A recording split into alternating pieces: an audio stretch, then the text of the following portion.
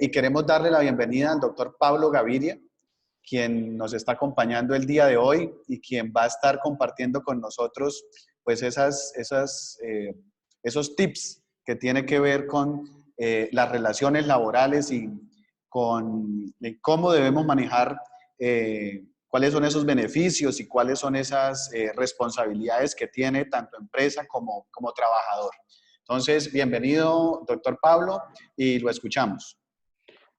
Buenos días para todos, buenos días para el doctor Francisco y para todas las personas intervinientes. Eh, es un placer para mí estar compartiendo con ustedes y poder estar en la celebración de, este, de esta actividad que nosotros realizamos como profesionales o como participantes del área de seguridad y salud en el trabajo. Algo que tenemos que tener presente es que a partir de estas circunstancias que nos cogió de imprevisto a toda la humanidad y a todos los países, pues va a generar un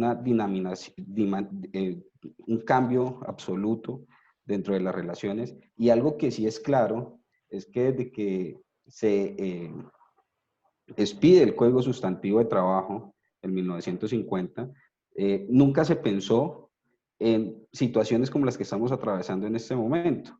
Las relaciones laborales siempre se piensan en un estado de normalidad, entre comillas, normalidad quiere decirse para los efectos comunes y cotidianos de una sociedad. Entonces, eh, esta situación sí cogió por completo eh, y que dejó desubicado a muchos sectores. Desde la parte jurídica, las relaciones laborales pues van a comenzar a sufrir, ahorita al menos transitoriamente, desde un punto de vista inicial transitorio, unos cambios a los cuales tenemos que irnos acogiendo poco a poco,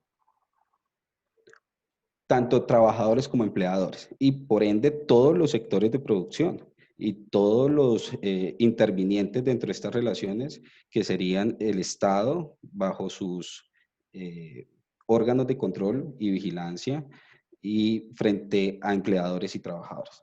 Partiendo de eso, pues automáticamente, eh, a partir de este momento, eh, eh, nos tenemos que ir acomodando y bajo la premisa de que durante el camino tenemos que ir acomodando y tenemos que ir ajustando y tenemos que ir eh, dándole unos cambios y unos giros en beneficio de las partes. Hay que tener presente que en una relación laboral, o lo que buscan las leyes laborales, es ese equilibrio obrero-patronal dentro de esas relaciones. Pero al mismo tiempo, el derecho laboral en Colombia es una rama muy nueva. Lo hablamos de nueva porque estamos hablando de 1950 hacia adelante. Antes lo que teníamos eran unas normas incipientes que permitían estructurar esas relaciones. Partiendo de eso, entonces,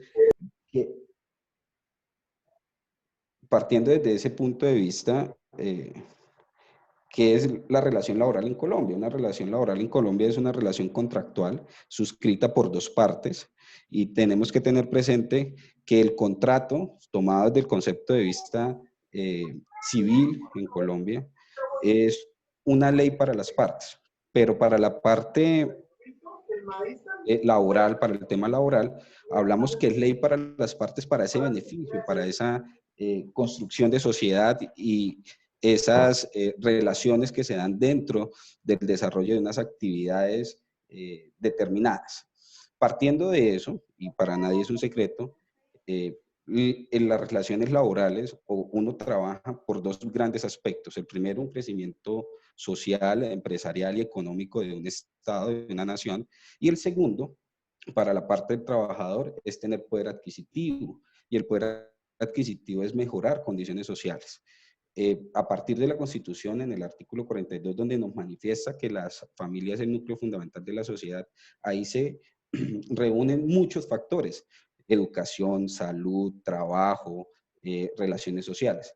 Es uno de los crecimientos de la familia, las relaciones sociales. Entonces, la relación contractual va a ser suscrita siempre entre dos partes. Un empleador, que puede ser una persona natural o jurídica, y un trabajador que netamente siempre tiene que ser una persona natural. Y al hablar entonces y al tocar el tema que es una persona natural, estamos hablando del ser humano. Y al hablar del ser humano, y por ser una actividad del ser humano, tenemos que dignificarla. Y se dignifica a partir de los beneficios que puede generar o que debe generar esa relación laboral en Colombia. Entonces, como el trabajador parte de que dispone o que tiene a bien servir de prestarle al empleador toda su capacidad física e intelectual para el desarrollo de una actividad determinada, se tiene que partir que esa disposición tiene dos componentes. La primera, la parte física, y la segunda, la parte intelectual. Frente a la parte física, es lo que estamos presentando ahorita en pro del beneficio y en pro de conservar la salud, como nos lo indica el artículo 80 de la ley novena de 1979, que es la de seguridad y salud en el trabajo: conservar, promover y mejorar las condiciones de salud de los trabajadores en su lugar o en su ambiente de trabajo. Se tiene que partir desde ahí. Ahora, hay que hacer una salvedad. A partir del artículo 23 del Código Sustantivo de Trabajo, nos habla de los tres grandes elementos de la relación de trabajo. Entonces, partiendo de ahí, que tiene que hacer una prestación personal, porque yo no puedo como empresa contratar a una persona, a un trabajador, y quien me va a desarrollar esa actividad va a ser otra persona totalmente distinta. Ahí no tendríamos relación laboral. Entonces, bajo la prestación personal del servicio, que se basa o que tiene como principio también o como elemento que esa relación va a estar subordinada, es decir, constantemente va a estar bajo la dirección o bajo las órdenes de un empleador o un representante del mismo. Todo porque, todo por el querer tener ese salario, esa prestación económica, que es lo que en sí va a mejorar las posiciones sociales o las condiciones sociales del ese poder adquisitivo. Entonces, partiendo de ahí, siempre van a haber dos obligaciones. Como decimos que es una obligación entre las partes, es un acuerdo entre las partes, el empleador va a tener, a partir del artículo 58 del Código Sustantivo de Trabajo y el artículo 57 del mismo, van a darse unas obligaciones especiales entre las partes. Primero, el empleador debe otorgar unos locales adecuados y apropiados para el cumplimiento de la función y unos elementos de protección individual. Aquí hay que hacer un paréntesis. No es solamente decirle al trabajador: venga, le voy a dar un protector respiratorio, le voy a dar unos guantes, le voy a dar un casco, le voy a dar un traje completo para que cumpla la función. No, sino también es decirle cómo se debe utilizar ese elemento. De ahí la importancia de que dentro del desarrollo del sistema de gestión de seguridad y salud en el trabajo y lo que nos plantea el decreto 1072 de 2015 frente al sistema de gestión y las obligaciones del empleador que se derivan desde el artículo 21 del decreto ley 1295 del 94, esté la capacitación.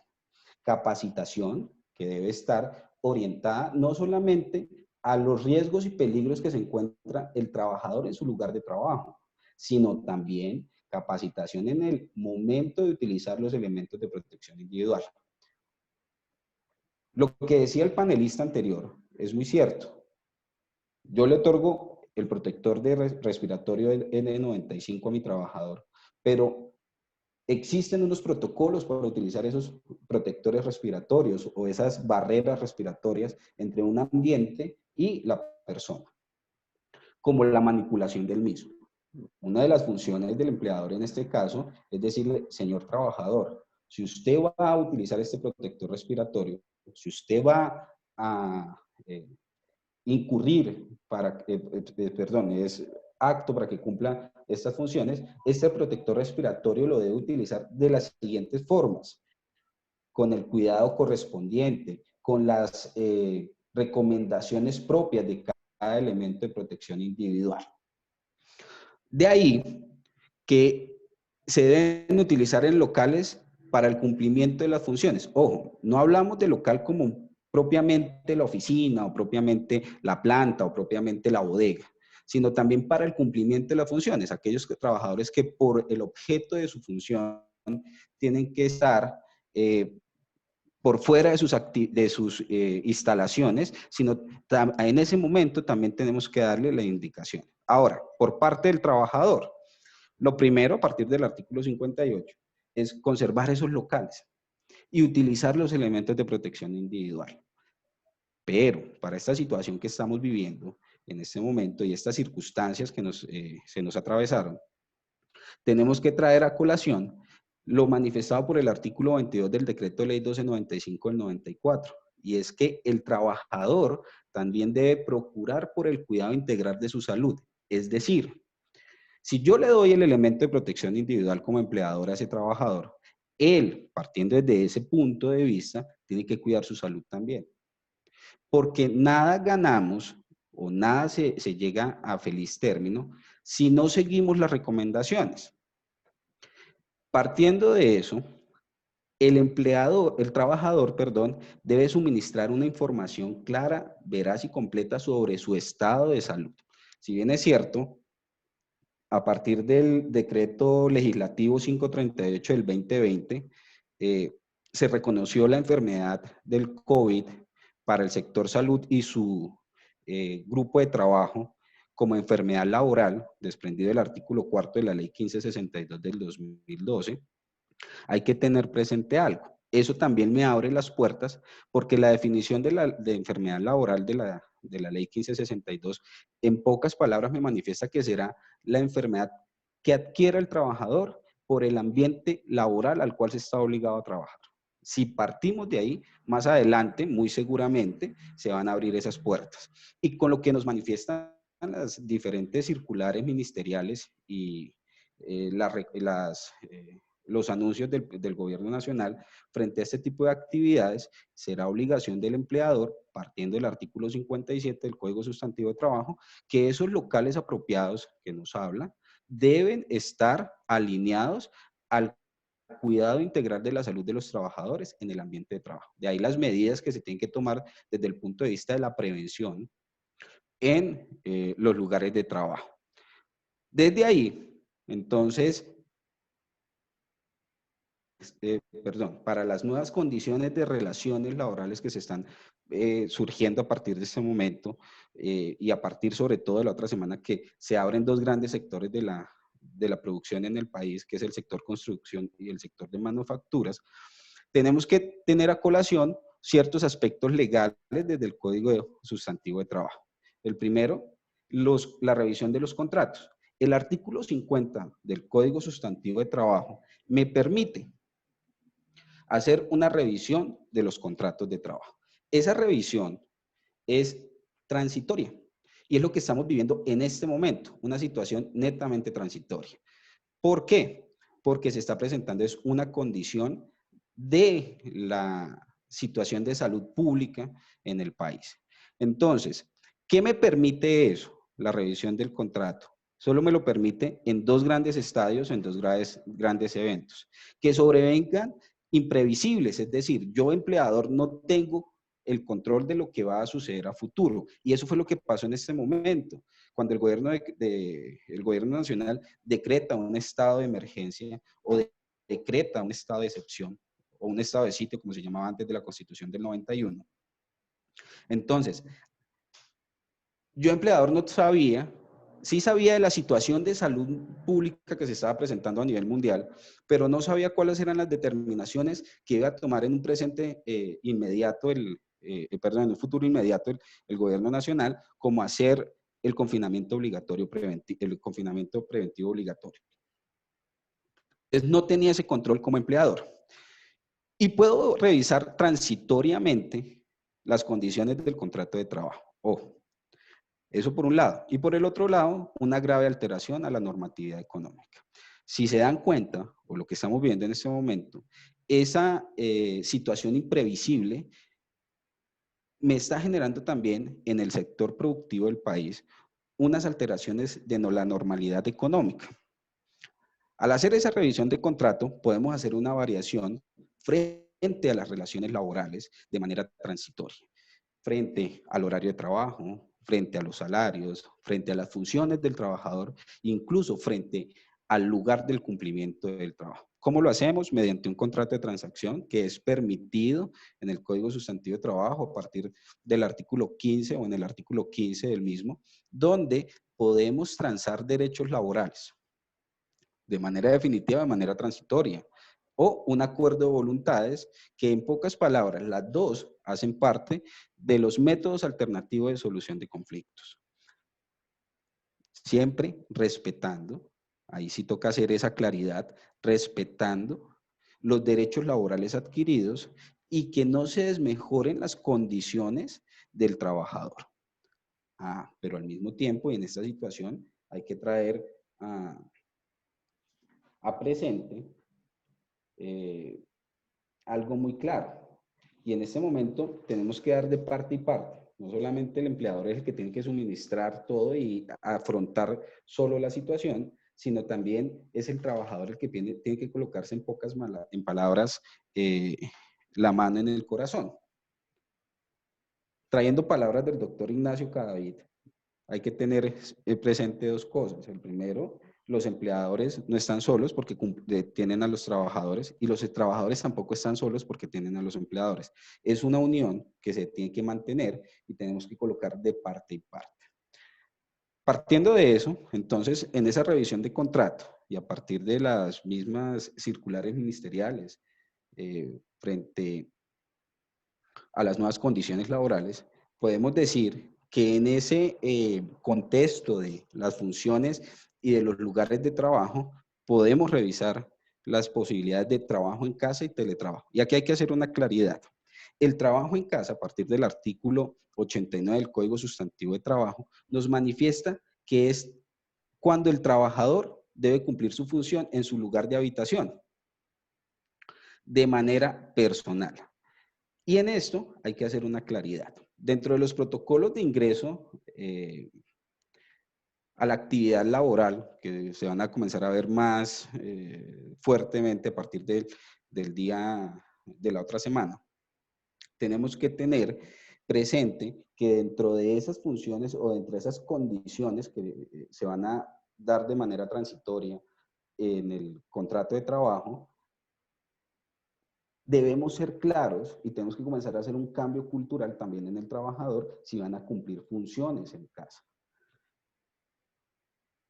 Debemos delimitarle en la jornada el horario de trabajo que va a cumplir. Pudiendo realizar de manera asincrónica, podría hacerse el control del cumplimiento de ese horario, el control de las funciones que va a realizar. A diferencia del teletrabajo, que la ley 1221 nos manifiesta qué es el teletrabajo, perdón, y es el desempeño de actividades utilizando como soporte las tecnologías de la información. Son dos situaciones totalmente distintas. El trabajo en casa es algo transitorio, el trabajo en casa es algo temporal.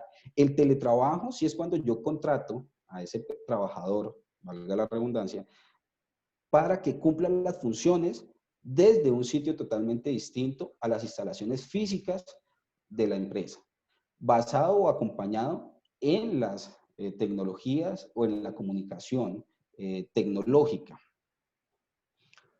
sin que se requiera la presencia física de ese trabajador en un lugar específico. Ese sí es el teletrabajo. Ahorita, para aquellas empresas que tienen actividades que todos los trabajadores tienen que estar en un lugar físico de la empresa, estaríamos haciendo este teletrabajo. Y al hacer esa diferenciación, tenemos que tener claro que dentro de mi sistema de gestión de seguridad y salud en el trabajo, yo tengo que tener presente, y es un trabajo adicional que vamos a tener todos los encargados de seguridad y salud en el trabajo y todas las profesionales y especialistas y magísteres en el área,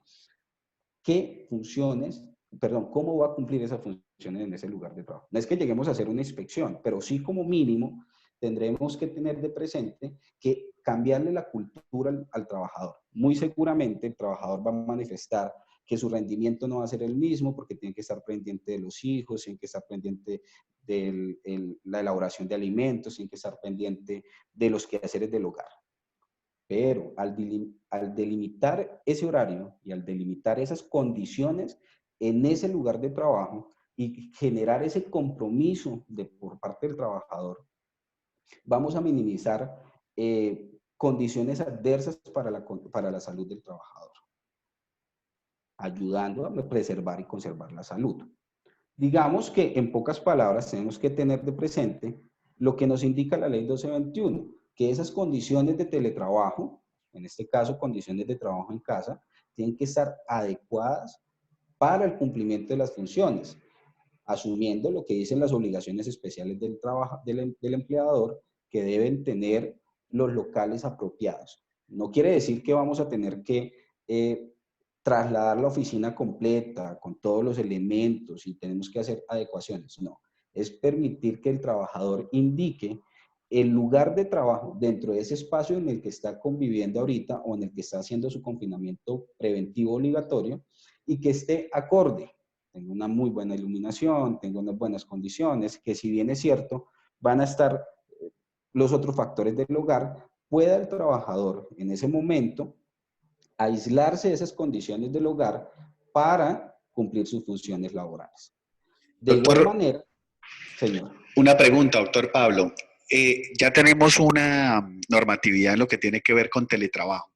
Sí, la Entonces, ley 1221.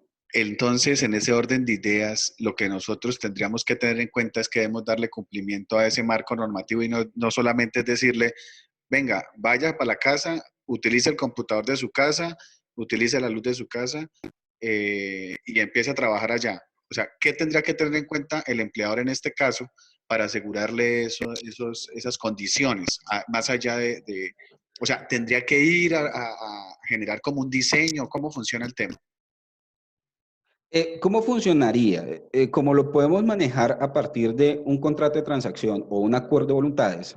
En el mismo debe quedar muy especificado cómo va el trabajador a cumplir sus funciones, donde el trabajador se comprometa a que va a cumplir un horario de trabajo, ¿sí? No que digamos que el trabajador dice, sí, voy a ingresar a las 8 de la mañana a cumplir mis funciones laborales y por X o Y circunstancia el empleador decida pedir una información y resulta que el trabajador está de pronto haciendo el almuerzo, ¿sí? No, es darle ese cambio cultural a ese trabajador también para que pueda cumplir, se comprometa a cumplir esas funciones dentro de ese horario establecido, para darle cumplimiento a los elementos del artículo 23 de los elementos esenciales.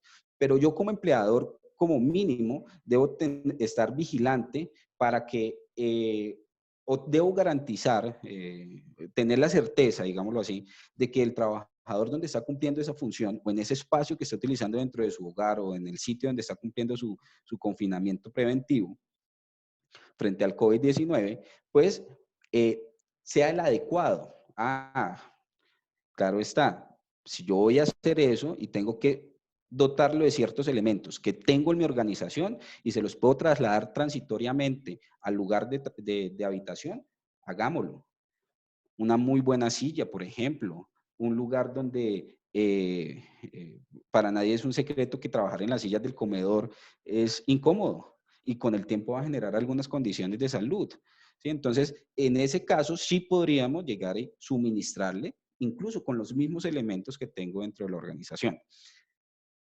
Y ahí viene una posición social bastante fuerte, y es, en ese momento, la movilidad tiene una limitación a partir del decreto presidencial donde nos dice las 35 actividades que tienen circulación restringida, entre comillas, y es poder contar con los órganos de control del Estado y de los órganos de vigilancia y control por parte del Estado, que son Policía Nacional, Ejército y demás entidades de vigilancia, que permitan, de cierta manera, que podamos trasladar ese elemento al lugar de habitación o al lugar donde está el confinamiento del trabajador. Claro, siguiendo los protocolos de desinfección y los protocolos de limpieza de esos elementos para que puedan ingresar al lugar de habitación del trabajador.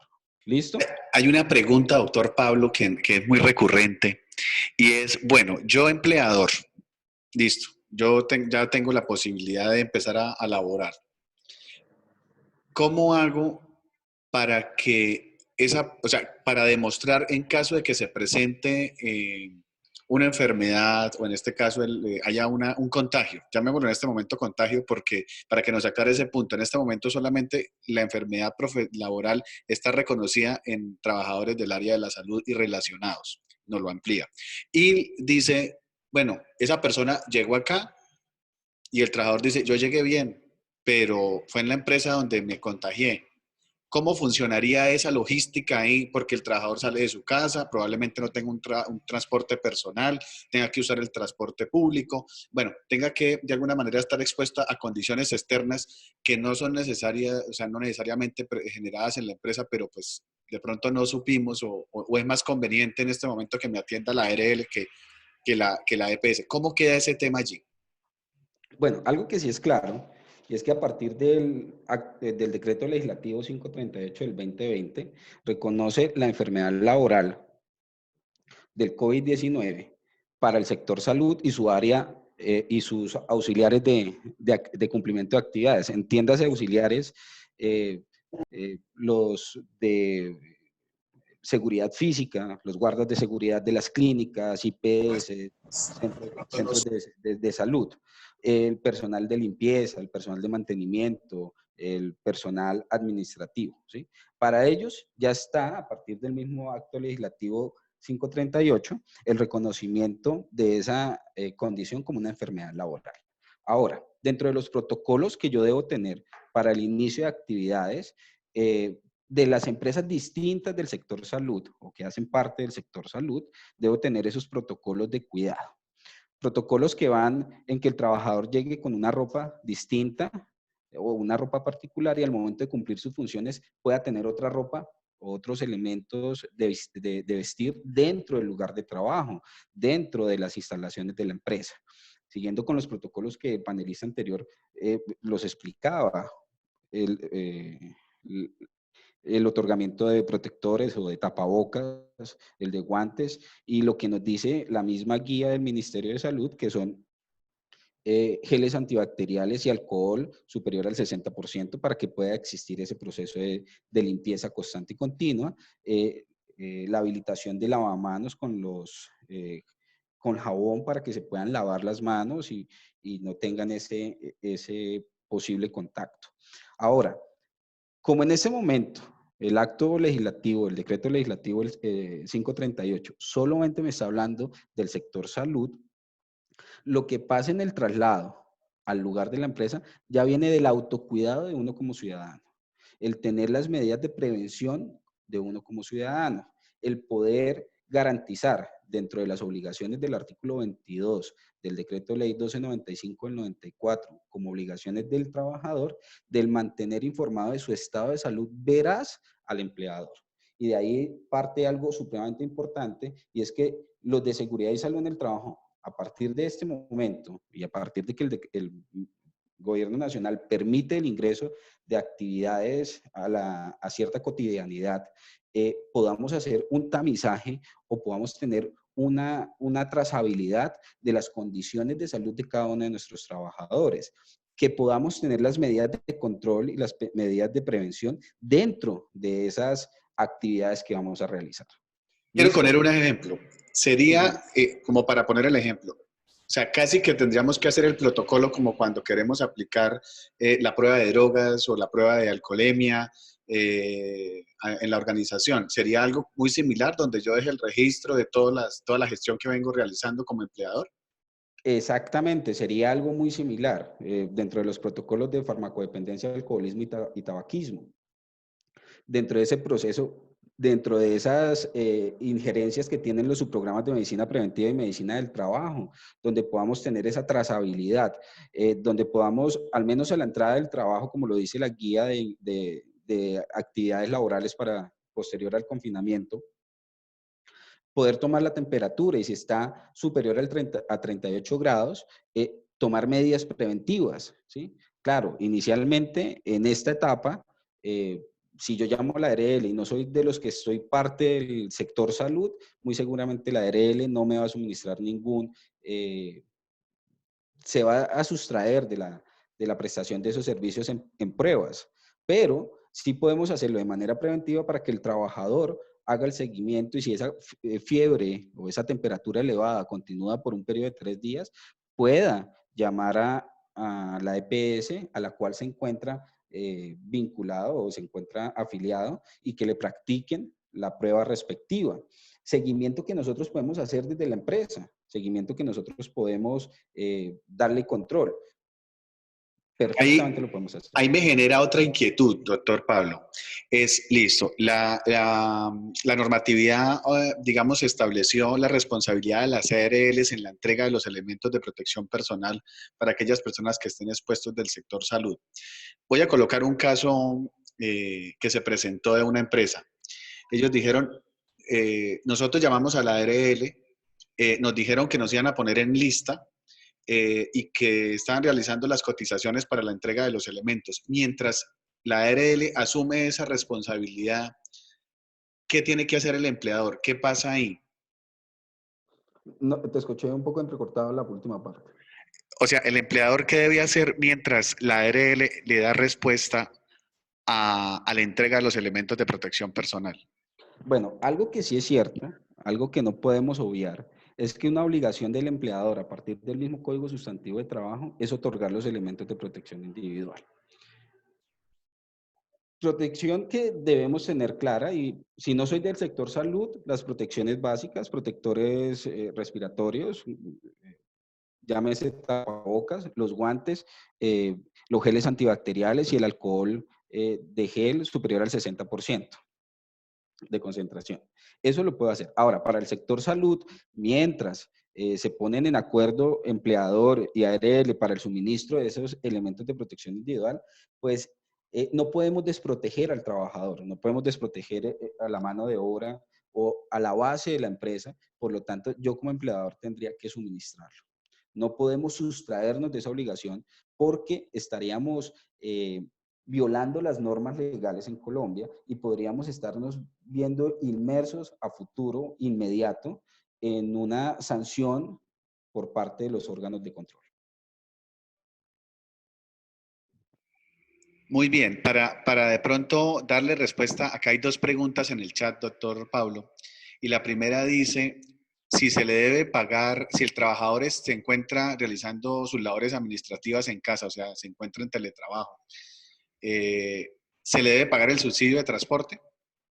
Bueno, ahí surgen dos posiciones. Hay unas posiciones que manifiestan que no, porque no está cumpliendo funciones, no se tiene que hacer un desplazamiento, y hay otras posiciones que dicen que sí. Si me preguntan a mí personalmente, una posición personal, yo digo que sí se le debe cancelar ese auxilio de transporte porque el auxilio de transporte es un factor salarial para cesantías y para prima de servicios y para intereses a las cesantías. Nosotros los trabajadores dependientes no podemos renunciar a nuestros derechos laborales. Así el artículo 50 del Código Sustantivo de Trabajo me diga que de manera transitoria podemos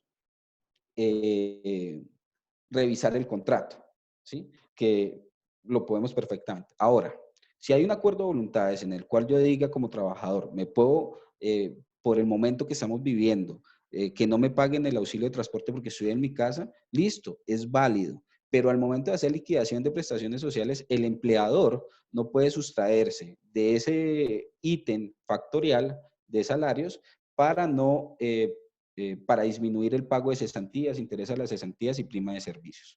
Porque el auxilio de transporte en el único que no hace injerencia es en el pago de liquidación de vacaciones.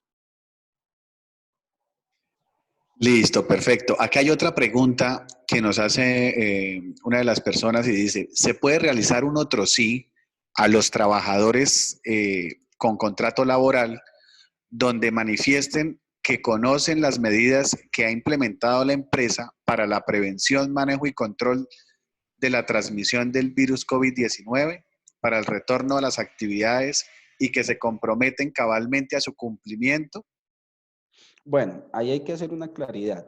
Introducir un otro sí al contrato de trabajo, que es introducir un adendo a ese contrato de trabajo.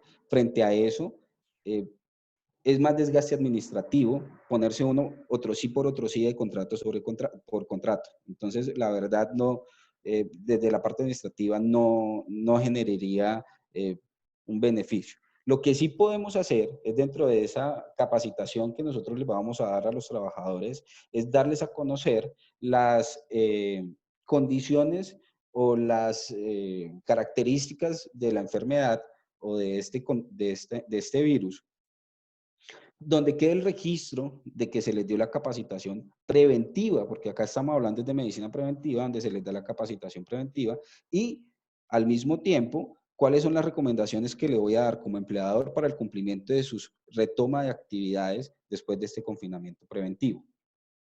Esto con el fin de que quede el registro y la trazabilidad. Y esos son formatos y son documentos que se vienen manejando desde el mismo sistema de gestión de seguridad y salud en el trabajo.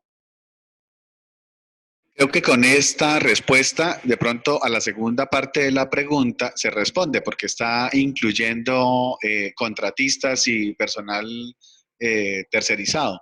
Claro, total. Entonces, aplicaría el mismo procedimiento. Listo, doctor. Sigamos con la presentación. Ok, perfecto. Ahora, frente a esta misma revisión de contratos del artículo 50, podemos hacer una revisión frente a los horarios flexibles y frente al salario. Ahora, frente a los horarios flexibles, el artículo 161 me dice que la jornada legal en Colombia es de 8 horas diarias, 48 horas a la semana.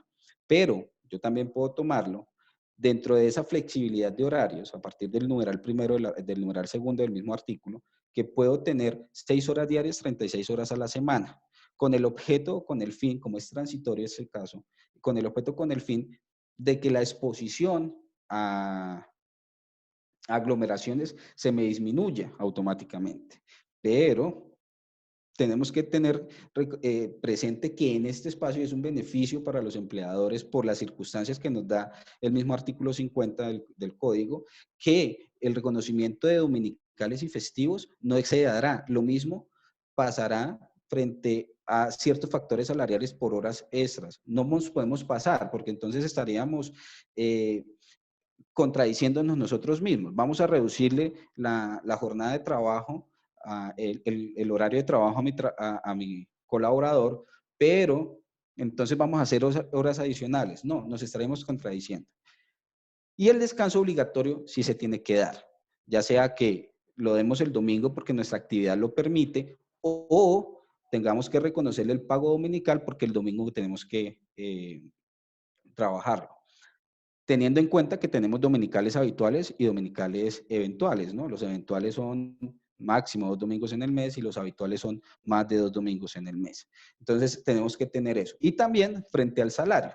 Podemos reducir, se nos abre una puerta, aunque hay posiciones encontradas, perdón, pero se abre una puerta. Si yo hablo de una disminución de horario o una reducción de mi jornada laboral, podemos también, de cierta medida, reducir el pago de salario. Ojo, solo el pago, porque el pago al Sistema General de Seguridad Social Integral, salud, pensión y riesgos laborales, sí tendría que ser como mínimo el salario mínimo, que es lo que la ley nos obliga o lo que la ley nos manifiesta. ¿Listo? Ahora, frente a los elementos de protección personal o de protección individual, tenemos que activar los dos subprogramas de medicina preventiva y medicina del trabajo. La preventiva, como ya lo habíamos hablado con las preguntas anteriores, tienen que ir encaminadas a que los elementos sean los adecuados. Ya sabemos que estas cabinas de aspersión, y el panelista anterior lo comentaba, no están recomendadas por el Ministerio de Salud porque puede generar afectaciones a la salud, ¿sí? Que está más, es para elementos inertes, superficies metálicas, de pasta, bueno, dependiendo de las concentraciones del químico que se vayan a utilizar. Pero al mismo tiempo, esas protecciones individuales tienen que ir en relación a la función que va a cumplir el trabajador.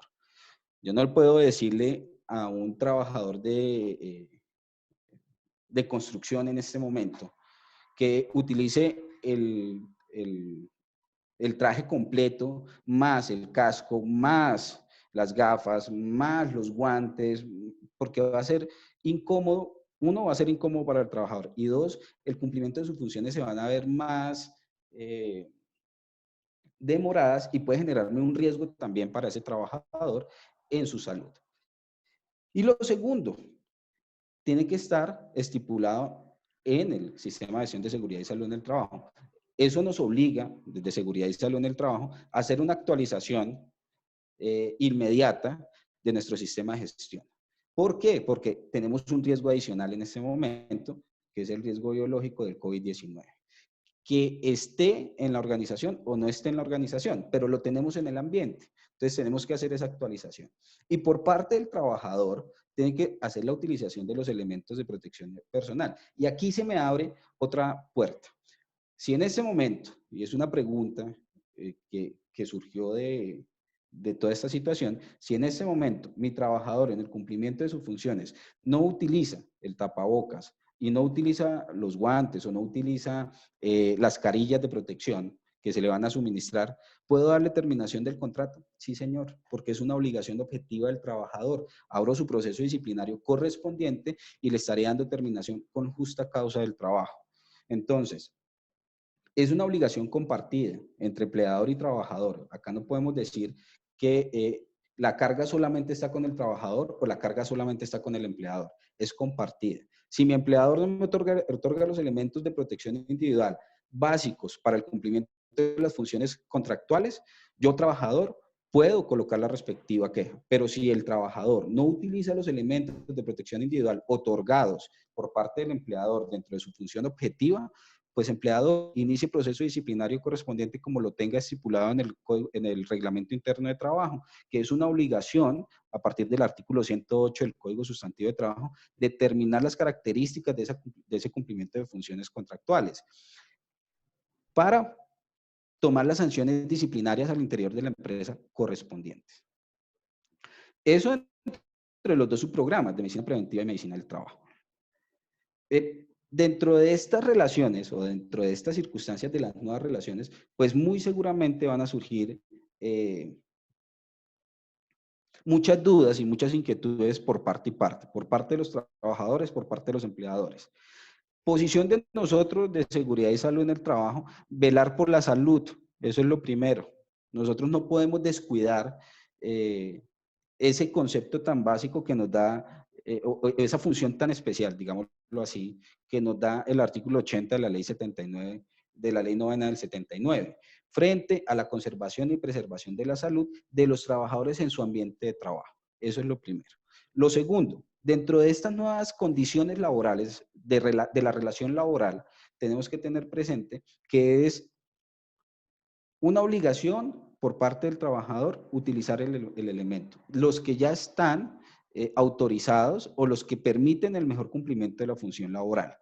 En este caso, protectores respiratorios como tapabocas y guantes y la utilización de limpieza de manos con jabón constantemente dentro de los periodos, mantener el distanciamiento social, mantener las distancias productivas, distancias sociales. Pero al mismo tiempo, empleador tiene que tener unas condiciones específicas. ¿Cuáles son esas condiciones específicas? No permitir la aglomeración de trabajadores en ciertos puntos. Dentro de esa flexibilidad de horarios que nos habla las circulares ministeriales para la retoma de actividades laborales, nos habla de que podemos tener un intervalo de turnos. Perfecto. Hay empresas que no van a poder tener ese intervalo de turnos y lo que van a hacer es turnos compartidos, digámoslo así. Dentro de estas circunstancias transitorias podemos acogernos a que yo puedo tener una jornada ordinaria de 6 de la mañana a 9 de la noche y tener 2 turnos diarios. Hay empresas que lo van a aplicar de esa forma. Hay empresas que van a hacer día de intermedio por cuadrillas de trabajo. Es válido, ¿sí? Es válido. Pero no permitamos que dentro de esos intercambios o esos intervalos entre sale uno y entra el otro, se me genere esa unión de muchas personas que lo que va a generar es una propagación o va a generar una molestia. Ahora, algo que tenemos que tener claro acá, y es que el artículo 162 del Código Sustantivo de Trabajo nos habla de la culpa patronal. Y frente a la culpa patronal hay que tener otra circunstancia.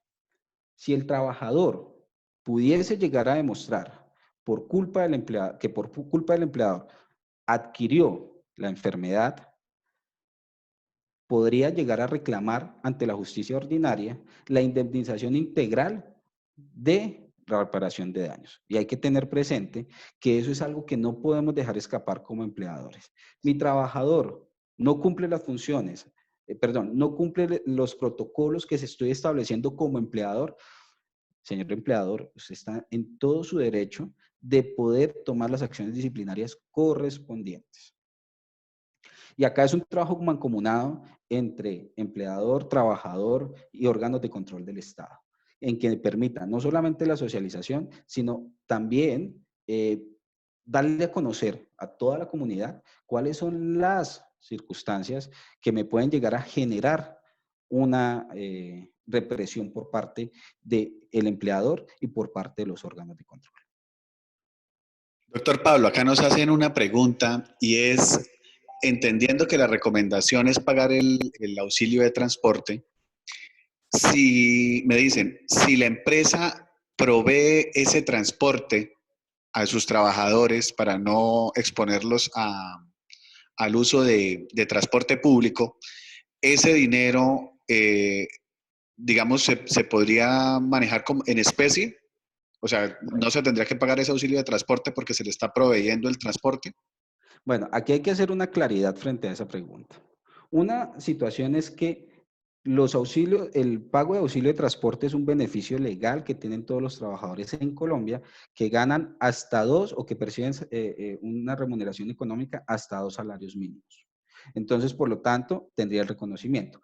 A que yo le suministre el transporte, son dos situaciones totalmente distintas. Ahora, pago en especie, sí se puede dar un pago en especie frente al salario, pero tiene que estar, en este momento tendría que estar de común acuerdo entre empleador y trabajador, que para un salario mínimo iría hasta un máximo del 30% de su ingreso base, perdón, de su ingreso de salario. Entonces, tendría que haber un común acuerdo donde yo, empleador, le digo al trabajador, vea, para que usted no se exponga al servicio público, pues le voy a pagar en especie el suministro del transporte.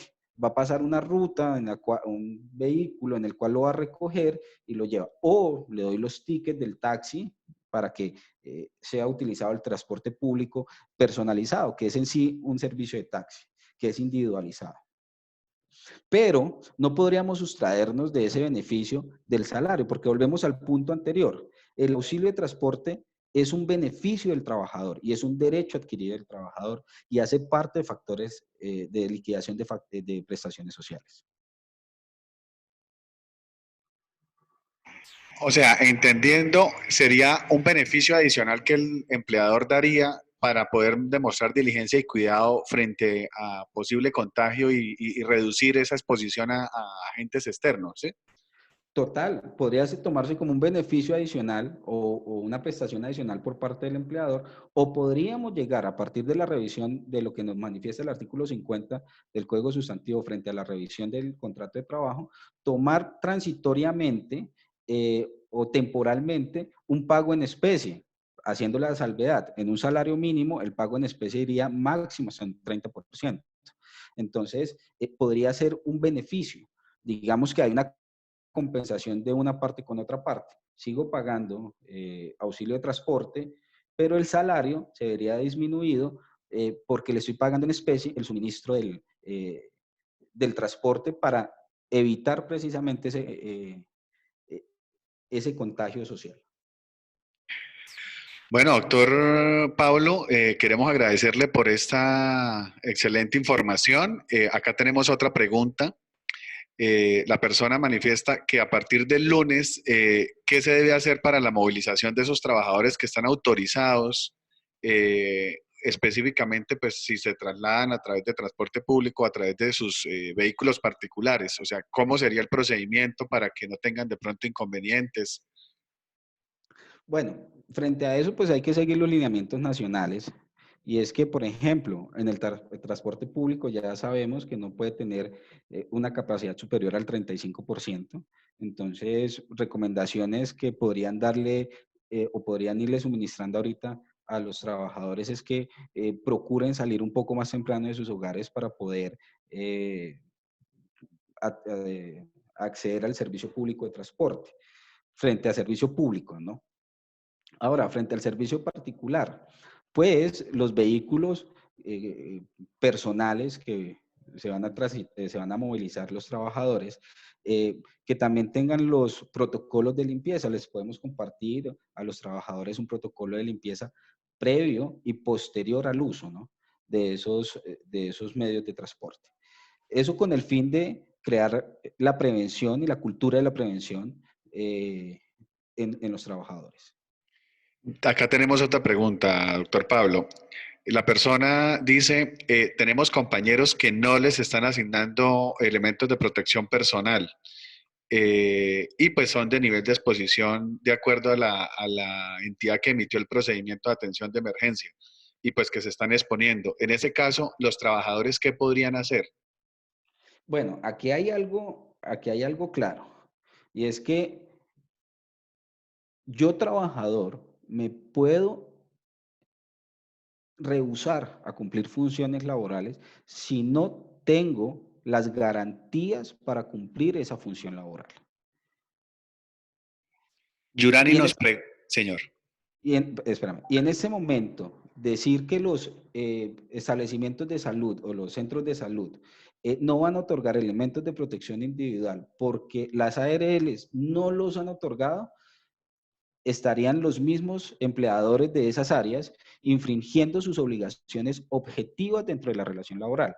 Entonces, eh, algo que sí es claro y que nosotros tenemos que tener muy claro es que el trabajador puede abstenerse de cumplir funciones si no ve que está garantizada su integridad física. Muy bien. Acá Yurani nos levantó la mano, pero creo que ya nos hizo la pregunta. Nos confirma Yurani. Dice, ¿los trabajadores administrativos deben ir a trabajar o la En lo, empresa debe enviar al, al trabajo, a laborar, debe enviarlos a trabajar desde su casa? bueno, aquí hay algo que es claro y que ha sido las recomendaciones a partir de, de los circulares ministeriales 33, 34, en el que en lo posible, si se pueden cumplir funciones administrativas de trabajo en casa, hacerlo. Si no, pues que cumplan el trabajo o las funciones dentro de las instalaciones de la empresa, pero siguiendo los protocolos de bioseguridad. Un ejemplo, resulta que la persona administrativa tiene que, por obligación, estar en el lugar de trabajo porque no podemos retirar el equipo de trabajo, no podemos, el software o las situaciones informáticas o lo que yo hago tiene que ser en el lugar de trabajo. En ese caso, por obligación tendría que ir el trabajador.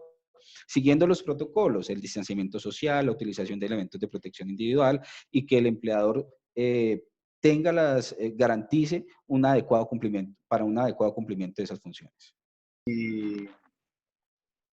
Aquí hacer una observación precisamente que estaba revisando la resolución 666 y por ejemplo en el artículo primero del resuelve la, perdón, el artículo tercero del resuelve de la resolución, el ministerio vuelve y hace una claridad, y es que en el 3.1.2 dice que capacitar a los trabajadores y contratistas vinculados mediante contrato de prestación de servicios o de obra las medidas indicadas en el protocolo.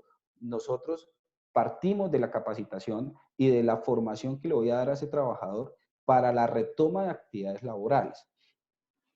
Esto con el fin de adoptar las medidas de control administrativo para la reducción de la exposición, como son la flexibilización de turnos, los horarios de trabajo y proporcionar el trabajo remoto en la casa siempre y cuando sean viables, ¿no? Tenemos que hacer eso. Entonces, con esta resolución, pues, se reafirma lo que estábamos hablando en este momento. Bueno, mi doctor Pablo, agradecerle por este tiempo, por este espacio que nos acaba de compartir.